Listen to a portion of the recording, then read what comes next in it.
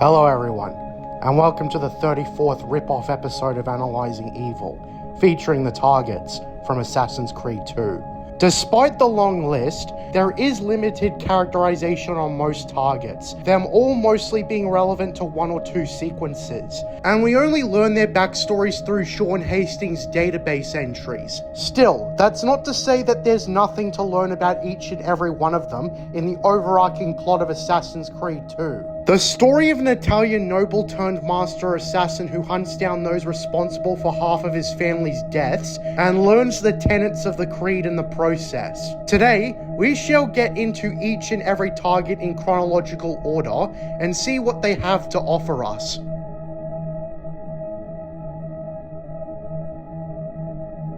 Uberto Alberti serves as the main antagonist for sequences 1 and 2 of Ezio's journey.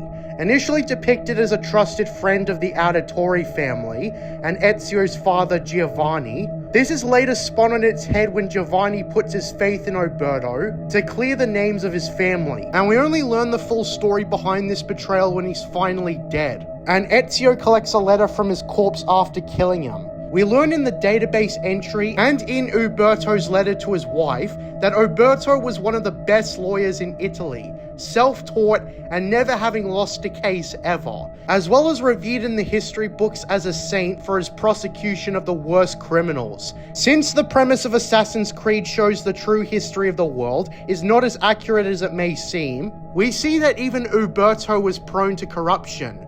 So let's start with his motive, the eviction from the Medici bank, which angered him greatly, as it cut off support to his family, and the Templars offered him a solution, which meant betraying his friend Giovanni Auditore, and sending him and his sons to the gallows to be hung. Something we see right off the bat is how prideful Uberto is. Uberto gloats in Giovanni's face, as Giovanni swears he'll have his life in return. Visibly, he shows no remorse for this betrayal, and he even sadistically calls for the guards to kill Ezio as well when he's caught in the crowd. But as we learn in the letter, Uberto did hold at least some remorse for betraying the Auditore family.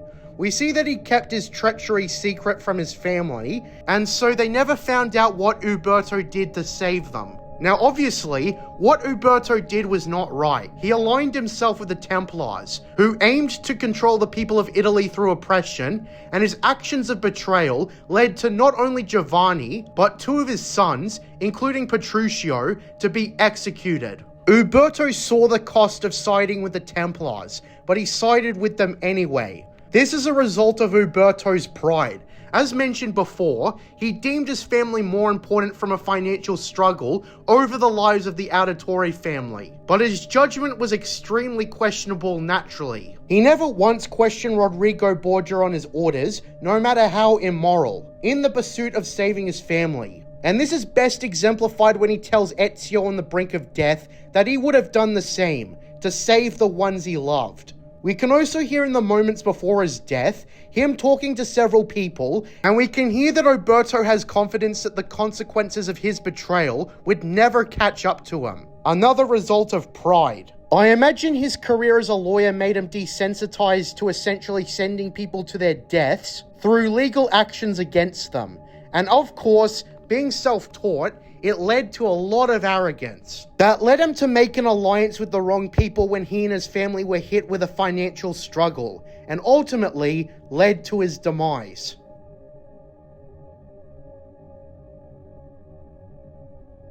Vieri was Ezio's personal rival long before their direct involvement with the Assassin-Templar War. Vieri is characterized as a complete sadist, who had no regard for acquiring anything he wanted. He was perfectly willing to assault Cristina when she kept resisting him, and it's safe to say that Vieri had extremely minimal lessons taught to him in kindness and morality. And we learn in a letter after his death that his father Francesco was extremely negligent. He was barely a part of his son's life, and I can imagine he just let him do his own thing, which is why Vieri ripped straight through his father's money. Vieri developed to become quite the psychopath because of this. He spent insane amounts on horses, clothes, etc. And despite that, he felt like he deserved so much more and would practically kill anyone who got in his way.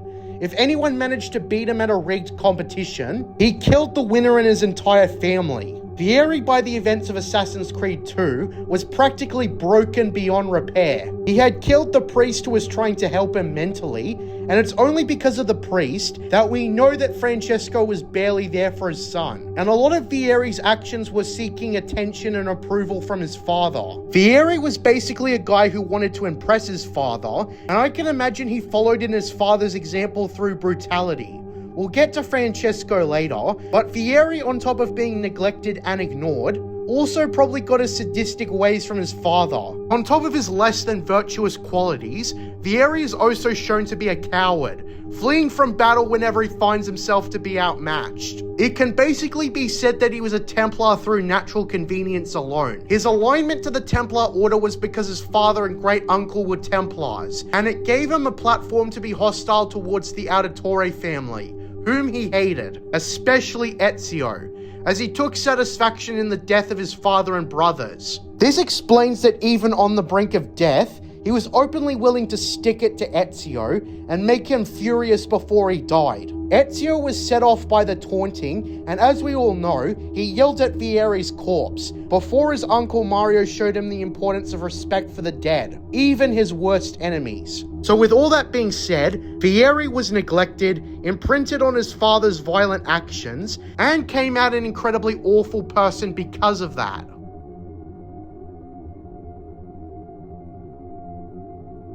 In relation to his son, Francesco was neglectful, and we can see that he's barely affected by his son's death. In fact, his uncle Jacopo shows more care for Vieri, as he's the one who ultimately reminds his nephew not to underestimate their enemies, noting the way his son was killed. While Francesco may have cared for his son enough to get a priest to talk to him about his violent behavior, it's clear that Francesco didn't care enough to get to the root of the problem himself, or have a one-on-one with his son. Now with that being said, we get some information about Francesco de Pazzi's upbringing. It's stated that Francesco was taught to hate the middle class. We don't know who instilled that hatred in him, but this led to him being envious of the average Joe trying to rise up and secure wealth, and was dedicated to pushing them back down. On top of that, he was also envious and jealous of the Medici bank surpassing his own in wealth. Francesco, as we can see based on this information, was extremely petty. Basically, once the Medici became the most powerful family in Florence and not the Pazzi,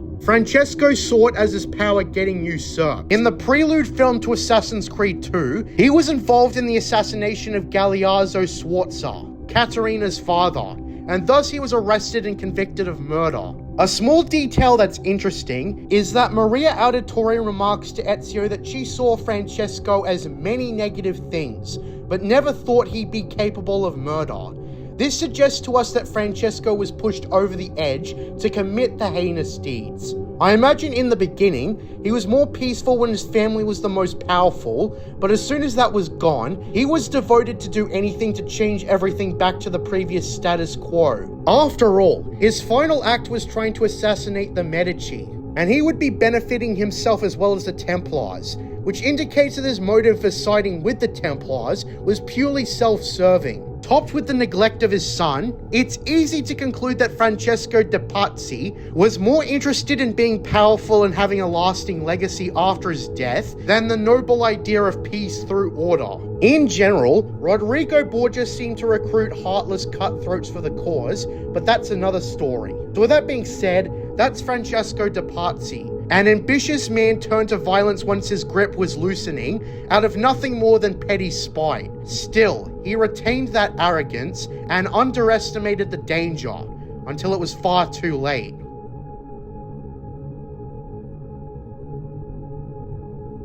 Now let's talk about the Pazzi conspiracy targets. Antonio Maffei's motive for joining the Pazzi conspiracy is actually kind of understandable. Florentine mercenaries sacked and raided his hometown, and he felt Lorenzo de' Medici was to blame for the attack. We don't get much context besides that, but we know the Medici did do some questionable things, such as punishing Pazzi family members regardless of whether or not they took part in the conspiracy, and we know Lorenzo evicted Oberto and his family. Antonio Maffei, despite all this, was a man of God and deeply religious. He put his faith in God to protect and save him. Maffei almost doesn't seem too bad as a person, but then there's trying to assassinate Lorenzo de' Medici. While from his perspective, Lorenzo totally deserved to be attacked, he was still doing so under the Templar cause, and he's never seen questioning the motives of the Order. I think, like a lot of people involved in the Templar conspiracy, his alliance was one of convenience and not of ideological similarities, and his belief in the Christian faith is proof of this. Ideological Templars were explicitly atheist, and Antonio was not. Again, we'll talk about Rodrigo Borgia and his recruitment tactics when we get to him, but Antonio is not a Templar at heart. He is a religious monk who believed in the values of God, and it's what drives him. After fleeing the city of Florence, he became paranoid. Antonio Maffei was not a skilled fighter and barely knew anything about combat, which is why he hid up the top of a tower. That didn't stop Ezio from getting to him, and on the brink of death, referred to him as a demon, showing again his belief in God. By the time he was killed, he was so full of spite, probably at unfulfilled revenge against the Medici and having to hide unsuccessfully from Ezio. So in short, Antonio believed in God and had faith that he would protect and save him from the assassin. But this made him paranoid and delusional once the tables turned against him, and he ultimately met his demise.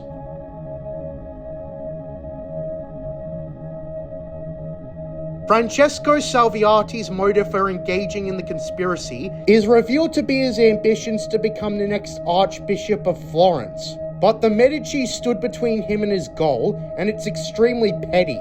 Regardless, he was motivated enough to help the Templars take over Florence, and it's clear to see based on his role in the church that he was a Templar ally by convenience. There isn't much to say. Other than being caught up in the same kind of paranoia Antonio Maffei was, he was prideful. Although something to note is that he was no coward at the very least. He was the one who led troops into Florence, and in his assassination mission, he will fight alongside his mercenaries against Ezio. So he is at least somewhat honorable, even though he knew he was outmatched against the assassin. But still, an ambitious, prideful man with unrealistic goals, given he was already Archbishop of Pisa, resorting to attempted murder when things didn't go his way, ultimately made an easy ally for the Templars.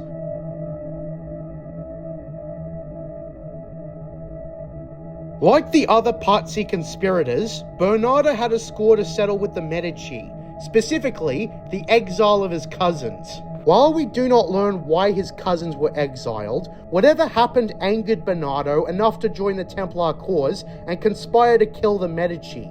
Bernardo, despite his actions, can be said to be someone who sticks by family, as it can essentially be confirmed that Bernardo cared for his unnamed cousins. My speculation, however, is that it was pride at his family's name being tainted by the Medici that motivated him to kill. The Medici must have disgraced his cousins by exiling them, and this is probably where his extreme paranoia from the assassin, as well as his flight over fight mentality came from. He wanted to restore his family's honor, but aside from the initial attempt, wasn't willing to do much after the plot failed, because all he did was hide. So in short, a man driven by his pride for his family, willing to kill to restore lost honor, but not strong enough commitment, as he easily broke down as soon as his bold attempt at the plot failed.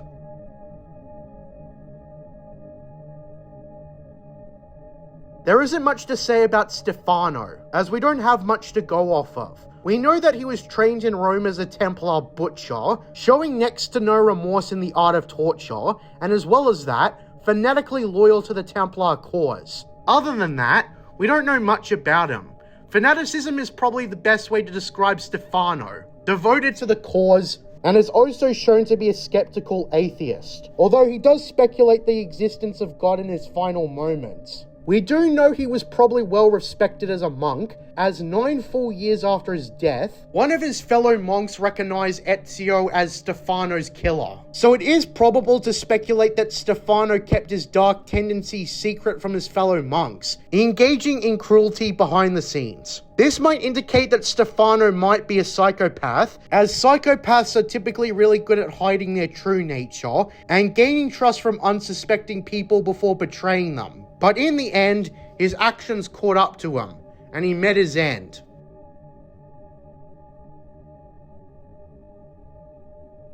Jacopo de Pazzi was the head honcho of the Pazzi family, meaning that he is the overarching antagonist for the first part of the game. Jacopo stands out from the other Templars for being cautious and aware. He was quick to address the threat of the assassin Ezio, reminding Francesco of his son's murder. I also believe he genuinely tried his hardest to execute the Templars' plans as best he could. Carrying out the Pazzi conspiracy, he tried to rally the people against the Medici, and gaining public support, I imagine, was one of the most important parts of the conspiracy. Of course, he fled as soon as he realized the conspiracy was a lost cause. However, unlike his counterparts, he kept a low profile and hid himself effectively until the meeting with the Grand Master. So Jacopo may actually be the most competent of the Italian Templars. He knew his limits, and despite failing, he did the best he could. Something else worth noting is that he had nothing against Lorenzo de' Medici personally,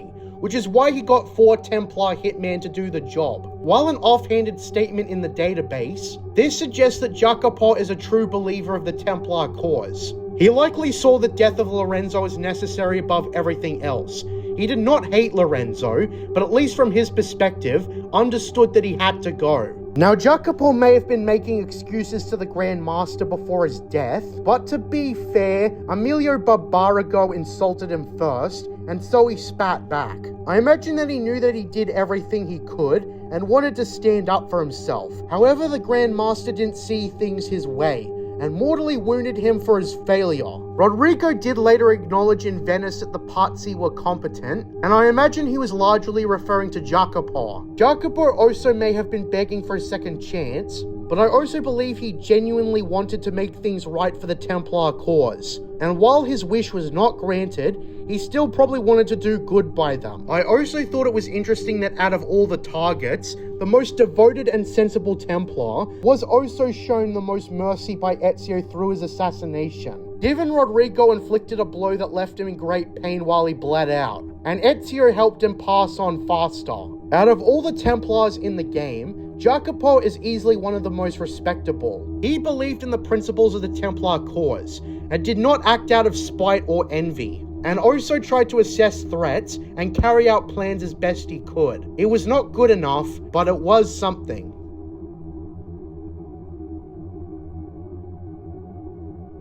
Emilio Barbarigo is a product of a wealthy family.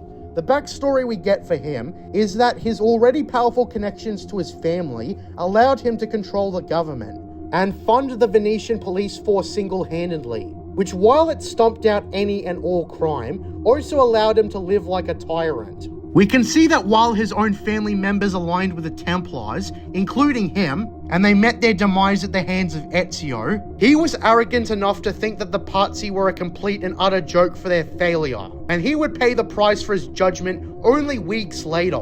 A common theme with most of the Italian Templars is that they're mostly overly arrogant and thinking they're untouchable, which contributed to them dropping like flies. Emilio is no different. He wasn't even aware Ezio came to Venice until moments before his death. He does make the excuse that he was busy supplying the Pazzi, but this excuse is obviously invalid because that job was done before Ezio came. So in reality, Emilio was so arrogant, he thought danger would never come to him, that he would be completely safe in his estate, and he wasn't even aware of the threat until it was far too late.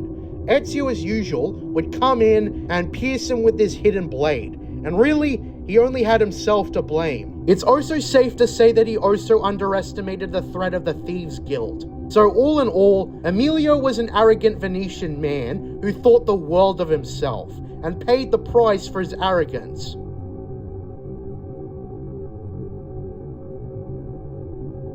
Carlo Grimaldi is an interesting one. He's as sleazy as any politician can get, but at the same time, he did try to coerce the Doge of Venice to relent. And even after being ordered to poison the Doge, it wasn't without a lack of trying. Carlo is also stated as having a generally trustworthy reputation, which means that despite confirmed treachery in 2 cases, one case being tricking a runaway couple and betraying the Doge, Carlo was able to present himself as someone who had your best interests in mind. The fact that he held some genuine care for the Doge, as while the Doge refused to listen to him, Carlo did everything to earn his trust, and again, still tried to sway him over, even after being ordered to murder him, hoping that he could swage the Doge away from death. Now, obviously, the Doge didn't listen to him, but Carlo still would have preferred bending the Doge to the Templars' will over assassination. Carlo also seems to be a true believer of the Templar cause, as he refuses to repent on the brink of death, and again, it's not like he actually wanted to kill the Doge. Still, Carlo betrayed him, so Carlo might have been treacherous, however he was very smart about how he did it. His betrayal of the would-be couple was done in a way where he was rewarded for his loyalty to Venice, meaning that he likely created the illusion of loyalty, when he in fact had done the wrong thing. Societal standards, however, prevailed, and Carlo was seen as a hero for ruining the couple's lives, including the death of the servant boy. Carlo obviously had next to no regard for the couple, and was only loyal to the Venetian senator out of pragmatism. So it is interesting he cared, at least to a limited degree, about the Doge. Perhaps he had come to respect the Doge from a political standpoint, and was upset at the fact that he had to kill him. Whatever the case, Carlo was not without limited empathy, but was willing to toss that aside if it meant fulfilling the Templar cause. So it may be concluded that Carlo believed in the Templar order, but also saw some regard for those he came to respect, even if he was ordered to kill them. However, duty to the Templar order would come above loyalty, and that's probably the best way to describe Carlo Grimaldi.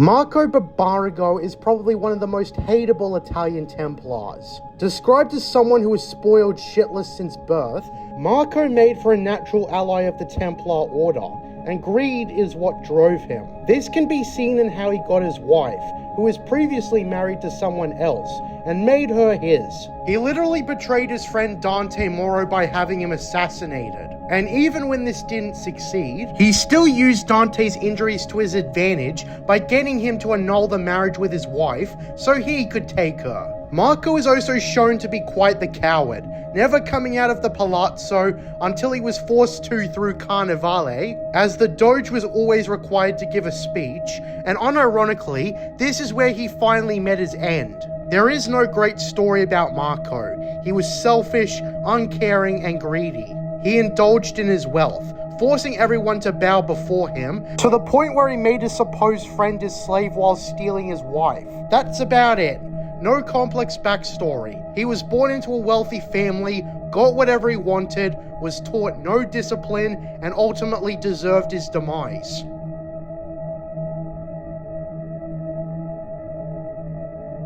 Silvio Barbarigo, like most targets, has a pretty fucked up backstory. He was pretty much screwed over mentally from the start with his father's murder, and being taken in by his uncle, who was unironically his father's killer, and he served his uncle with the plan to one day get his revenge. Point is, it's easy to see why Silvio specifically ended up the way he did. The Barbarigo family was less than virtuous, as seen with other members of his family. His revenge against his uncle decades later was completely justified, but by that point, Silvio was ambitious and ruthless, which made him a natural ally for the Templars. We know that in the conspiracy to poison the Doge of Venice, he was relied on to contract the poison that killed him, which was a success. Silvio also, despite being overweight from indulging himself in wealth, was far from a coward. He, after all, alongside his mercenaries, managed to defeat Bartolomeo d'Alviano and have him locked up. And the only reason he made a run for it was because the ship headed for Cyprus was going to leave without him. Also, the fact that he warned Dante Moro that the ship was going to leave may indicate that he had at least some care for Dante, despite the fact that he was his cousin's bodyguard who was long since dead. So it's possible Silvio kept him around despite his failure. Now, I don't think the writers thought about this as much as I am, but it's a detail left in after all. But we see he puts his faith in the wrong people. His mercenaries turned out to be complete cowards, and while he was unwilling to tell Ezio anything, Dante Moro spilled the beans about the ship to Cyprus, so he had a weakness for expecting his men to do everything he wanted when things went wrong. And this ultimately was one step towards weakening Templar influence in Italy.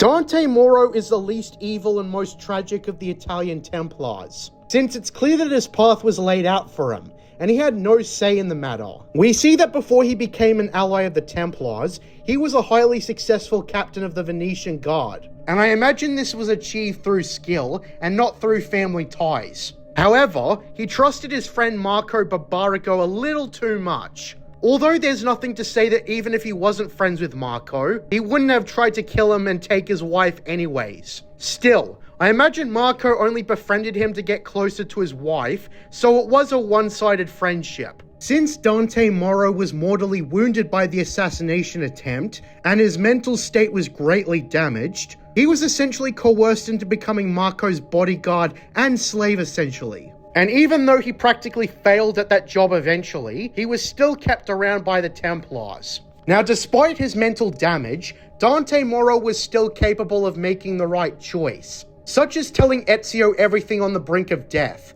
Perhaps this only happened because he was about to die and decided he had nothing left to lose. But it still demonstrates that despite his tragedy, there was a potential path back to the light. And Dante Moro is probably the only one out of the lot who did nothing wrong, at least within his control. We also find out that his ex-wife sent him a letter, apologizing for abandoning him and promising to find a way to restore his broken mind. It's unclear why she agreed to abandon him, but it's shown that she showed remorse for the action. And of course, since Ezio had already killed him, it was far too late.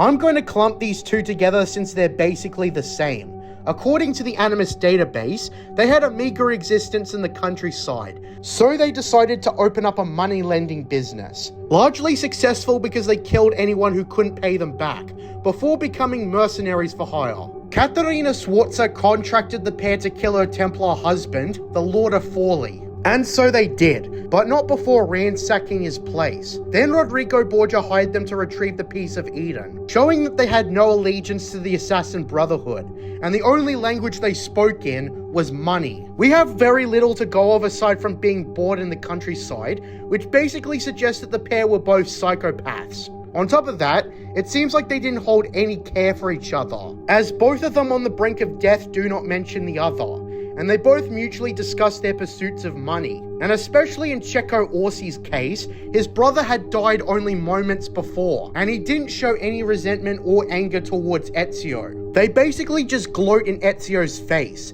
and while Cecco did try to take down Ezio, it clearly wasn't out of revenge, but just sadism. So yeah, the alliance of the two brothers was not one of family, but mutual sadism. Their motives were just escaping boredom. And there's not much more to say, other than their demise being their just desserts.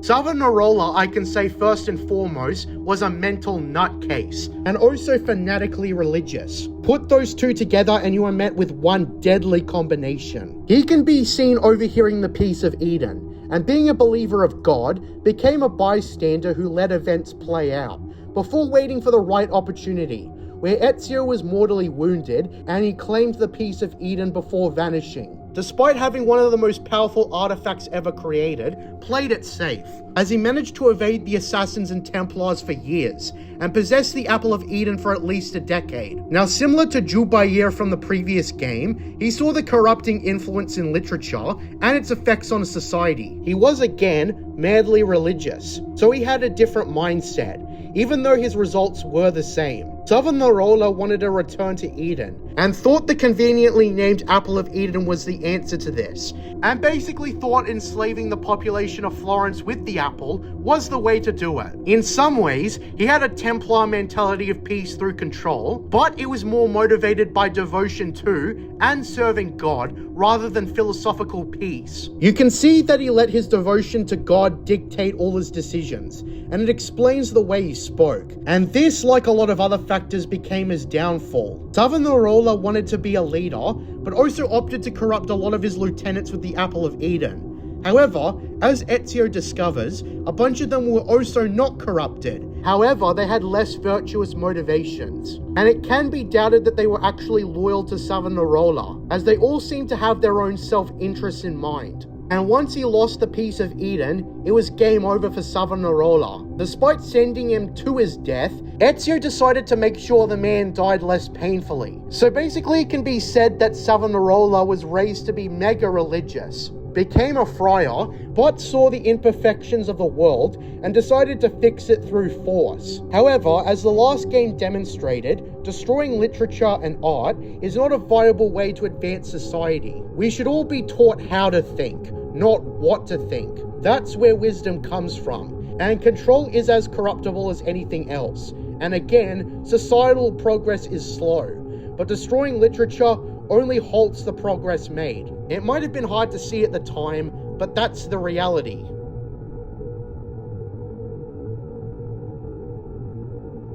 So now we finally reach the Grand Master, Rodrigo Borgia, also known as Pope Alexander VI, who in general was really bad.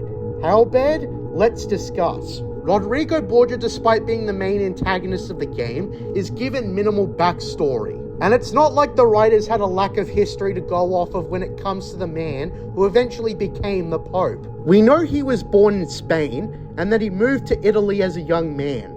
There, he would join the Italian Templars in 1458, and by 1476, he was the Grand Master. His ascension in the order is a complete mystery, so we don't have a lot to roll with.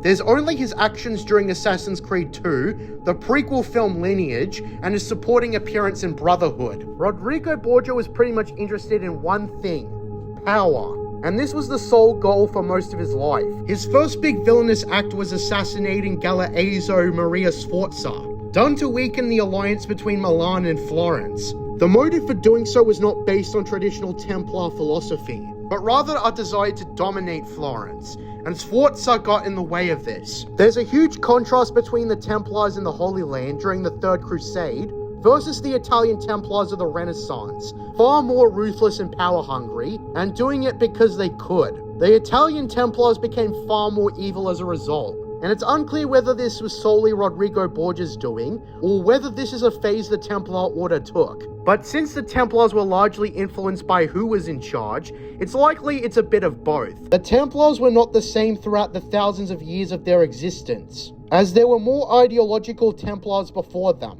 and far more sympathetic Templars afterwards, who looked down on outright slavery and merely wanted to control the population and instill order, believing that freedom leads to chaos. Still, Rodrigo Borgia led one of the most evil variants of the Templar Order in history. It's clear that Rodrigo merely saw the power of the Templars as a means to dominate the rest of the world.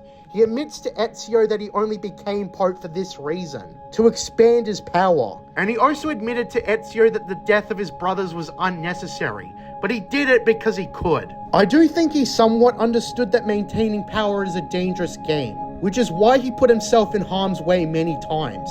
Although we also learn that he believed that he was the prophet described by Altair, who would unlock the vault in Rome. So I imagined he had far more confidence in his survival than most. This actually explains his more reclusive nature in Brotherhood, as upon learning that he was indeed not the prophet, as that title belonged to Ezio, he took a backseat in the politics of the world.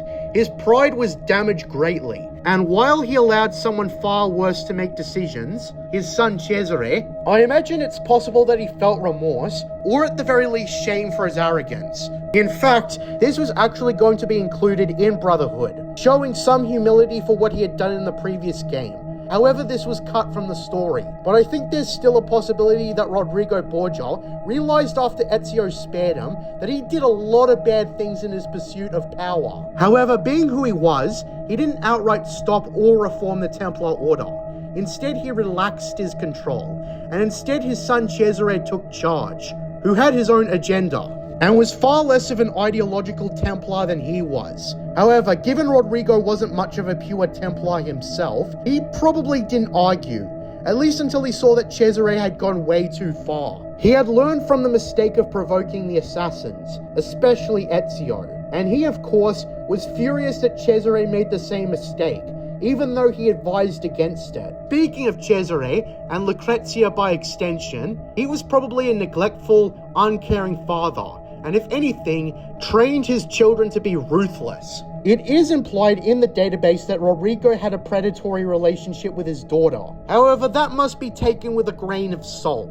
What we do know is that both Cesare and Lucrezia came out as selfish, deranged people, especially Cesare. And I think this can be blamed on Rodrigo.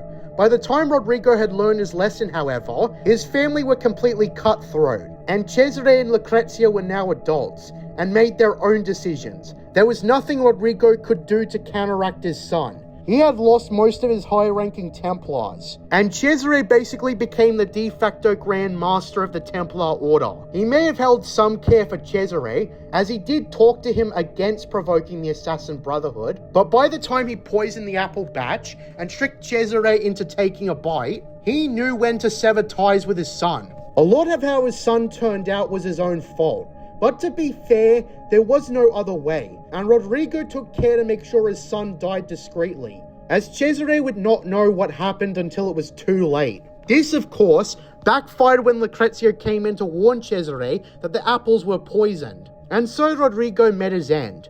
Unironically, the fact that Ezio spared Rodrigo probably gave the man some introspection, and while he did not show it directly, it was certainly there. He took a back seat and mostly just focused on being the Pope, corrupt as hell, but he didn't make decisions directly. His son ended up far worse in his place, but Rodrigo at least could not be blamed directly for most of what took place in Brotherhood. Rodrigo Borgia, aside from having the most screen time, actually ended up being the most interesting, because he is far more quiet and reclusive in Brotherhood. His backseat role in the story is noticeable, and it ties back to Ezio sparing him in the vault. Rodrigo took the time to reflect on his mistakes, and while he was far from a good person, he made sure that if someone was going to continue the bloodshed, it would not be him. Although he would never admit this, not even to Ezio if the two had spoken again.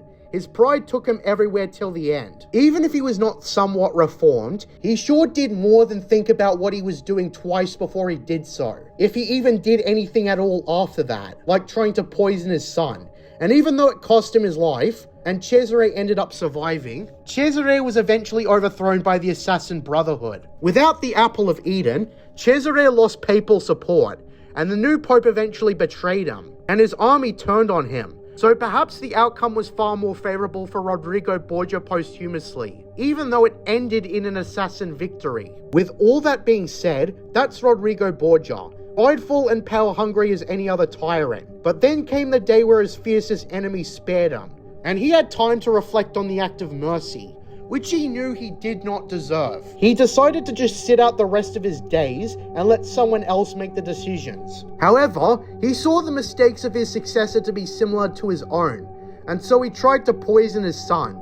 And though his death came swift, there is perhaps a chance he learned his lesson. But he couldn't go back, no matter how remorseful he might have been secretly. There is no redemption for the amount of crimes done under the Templar banner. He killed innocent people, tried to enslave both Florence and Venice, and other territories across Italy, and even after being spared, he never particularly drove the Templar Order towards doing the right thing afterwards. Perhaps he knew he was beyond redemption, and didn't even try, but that's speculation. However, since we do know this was cut content, there is a case to be made for Rodrigo Borgia, who, while not redeemed, was possibly remorseful. However, he did not shed a tear in front of anyone. Not his children, not to Ezio, not anyone. His Templar underlings were all dead, and he had no one to blame but himself.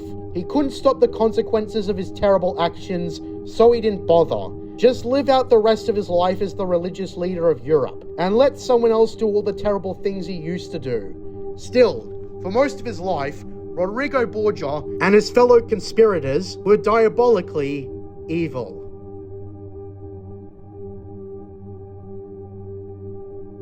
So in conclusion, the Italian Templar Order of the Renaissance is far more villainous than their predecessors in the Third Crusade. Most of the Templars were allies by convenience and circumstance, rather than ideological similarities. And with the exception of Marge the Dean, the Levantine Templars had good intentions, despite their extreme actions. This can probably be blamed on Rodrigo Borgia being more of a power-hungry tyrant than someone who believed in order and control to acquire peace. And I think this is the flaw with Templar philosophy. There will be some who genuinely believe in the Order and its goals, and there will be others who just want to be in charge. And the Templars did not discriminate in who they recruited, but at the same time, they did not discriminate, meaning the worst of society, the absolute selfish and rotten, could join. And there's a lot of overlap between oppression and control. Most of the Levantine Templars did not want to oppress people, but they did so because they thought they were achieving a higher good.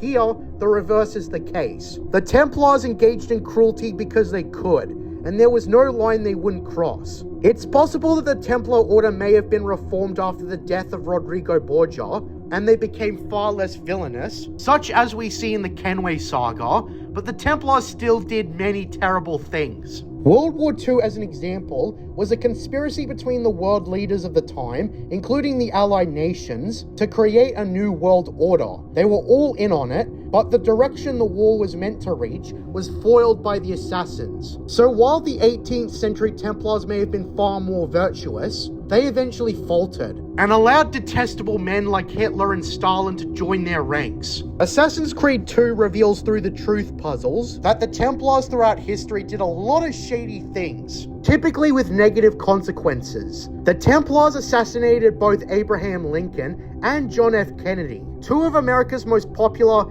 and well-liked presidents, and both for the same reason. They intended reforms that would harm the New World Order. Abraham Lincoln with freeing any and all African slaves, and John F. Kennedy with the Civil Rights Act. So while there were many Templars throughout history with good intentions, there were also corrupt ones throughout history who saw cruelty, slavery, and genocide as the way to go. It's not like the Assassin's Creed was free from corruption either, and I hope to talk about that in the future. But their core ideology ensured more consistent prosperity, or at the very least, progress. The assassin philosophy is not perfect, but they consistently showed that freedom over control tends to work better, and the Brotherhood has far less scandals throughout its history than the Templars do. Still, it's not a black and white issue. However, the Italian Assassin Brotherhood were not fighting against ideological Templars, but rather tyrants who called themselves Templars. And that's something I want to note. With that being said, that just about wraps up this episode of Analyzing Evil. What do you think of the Italian Templars? Leave your thoughts in the comment section below. I'm JJ Plagiarisms, and until next time, what are stories but mystery boxes?